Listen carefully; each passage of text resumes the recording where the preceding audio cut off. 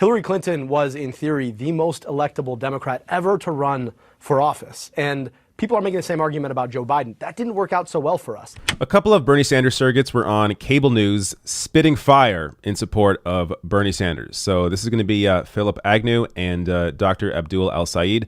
Let me first go to Philip here. I think it's Agnew and maybe Agnew. I'm not positive, so don't quote me on the pronunciation.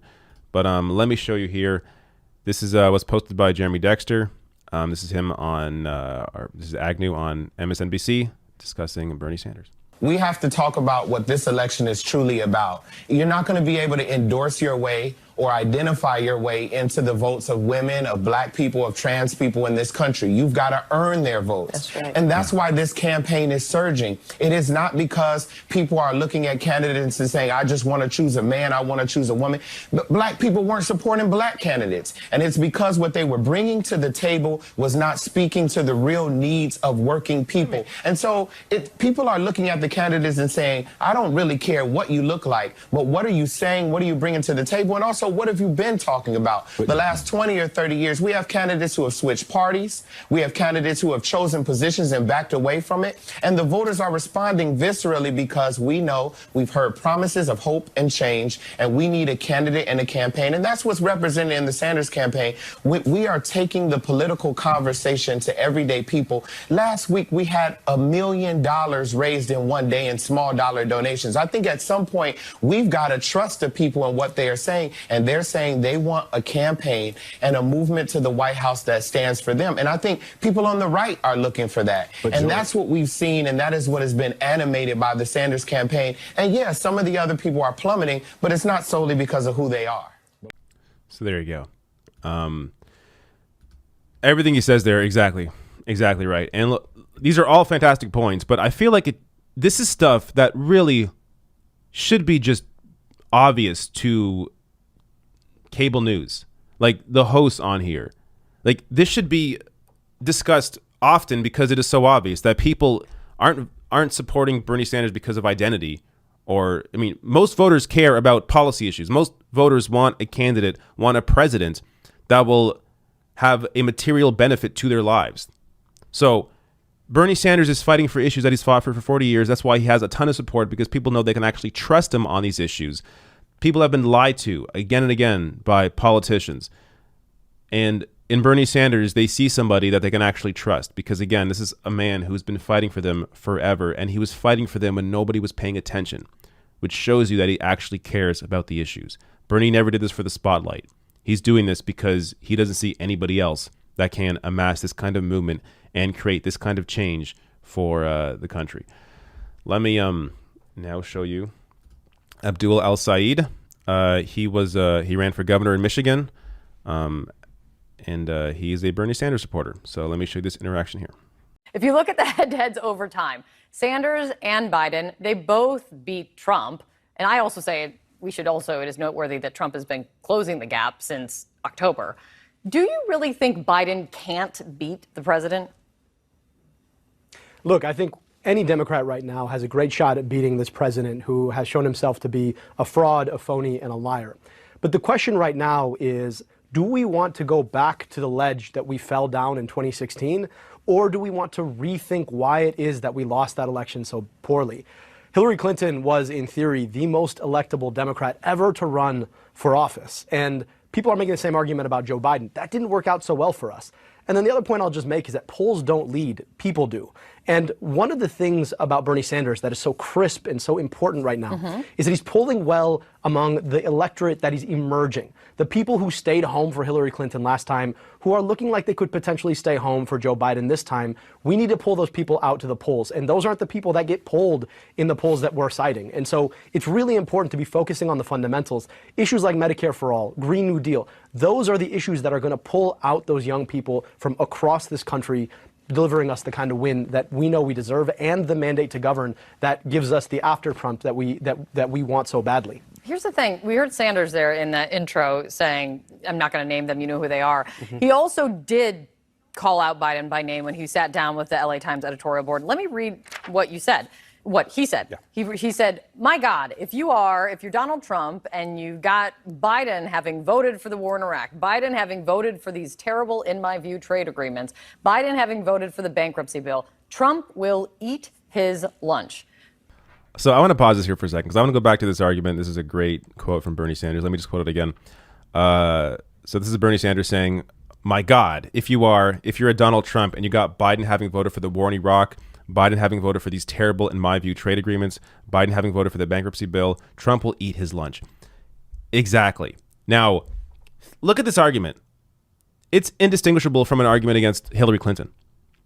So, Donald Trump is the president. Hillary Clinton lost. And this argument was a part of that. Now, it's not that Democrats went from Hillary to Trump because Trump made this argument. No. Democrats stayed home. Young people stayed home. The base stayed home. Typical non-voters stayed home. These are the people that you need in order to defeat Trump. So you have Donald Trump here in the position to be able to make the exact same arguments that he could make against Hillary Clinton back in 2016 and again suppress the vote.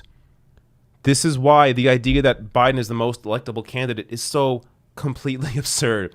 They were saying that about Hillary Clinton back in 2016 and look how that happened. So, and again, these are points that should be obvious, but even when brought up here, they can't admit it, even though it is so friggin' obvious that Hillary Clinton, Joe Biden are two sides of the same coin. They can't bring themselves to acknowledge this very fact. Let me continue this clip. The bankruptcy bill.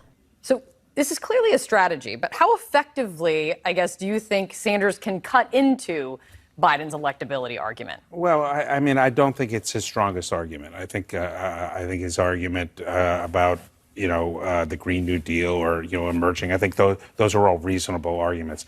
I think people in the Democratic Party take on Biden at their own peril. We've seen a number of the candidates take him on directly. Some of them are not in the race anymore. Yeah. Some of them have dropped back. One of our friends has called it the Biden boomerang. Yeah, I think in this race, Biden is the most dependable candidate as far as support, and it is the broadest base support. I look at Sanders as the most passionate support, but I think it's more limited than what Biden has. But this is why we have the primary. I'm not going to this idea that sort of has been going around in the last 24, 48 hours that Sanders had a resurgence is kind of silly. He never left. He was always, and he's been in a solid second place or at times first place in some of the important states.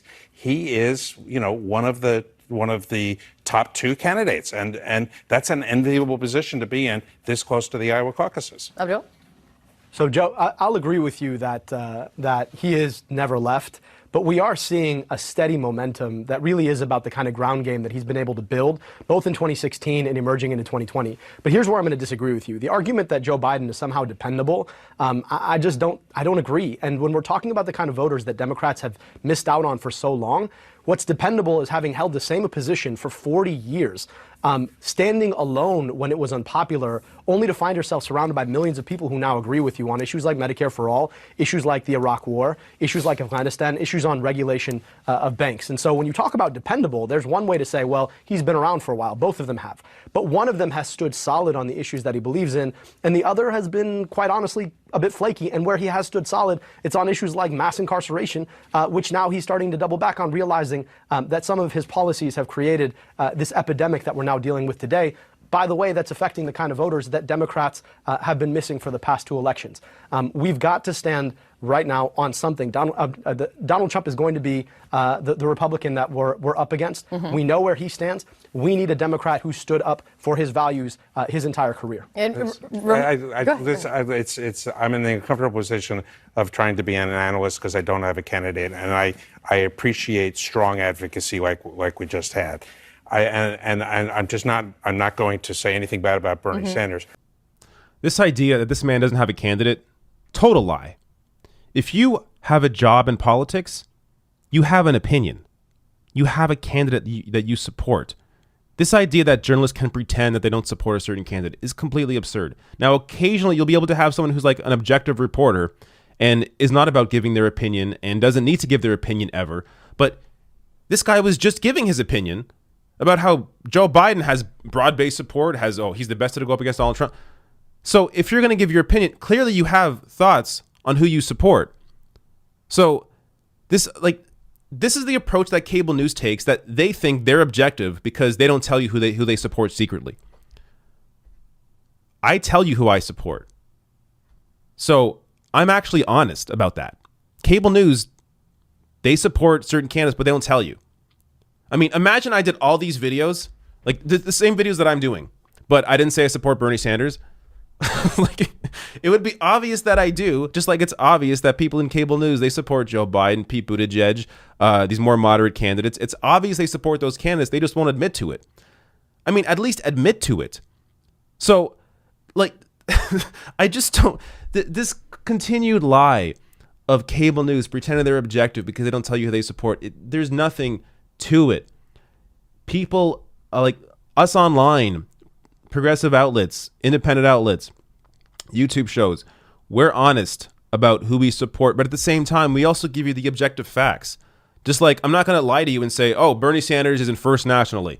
No, Joe Biden's in first nationally, and I'm surprised by that. I was wrong about that. I thought he wouldn't be, but he is, like, at this point. I thought Joe Biden would have fell off by now, but he hasn't. So I'm going to give you those objective facts, but at the same time, I'm going to tell you why I think Bernie Sanders is the best to defeat Donald Trump. And Abdul El-Sayed gave, the perfect reasoning there, the reason that I make all the time on this show. The idea that Bernie Sanders, his base is young people, is independents, is a typical non-voter. The people that Hillary Clinton lost in 2016, and that's why she lost against Donald Trump. Bernie Sanders can bring those people out in 2020 against Donald Trump. And in addition to that, he'll still bring out the same voters, the same Democratic steady voters that voted for Clinton in 2016. So he's not going to lose those people. But on top of that, he'll also bring all the people that don't normally vote.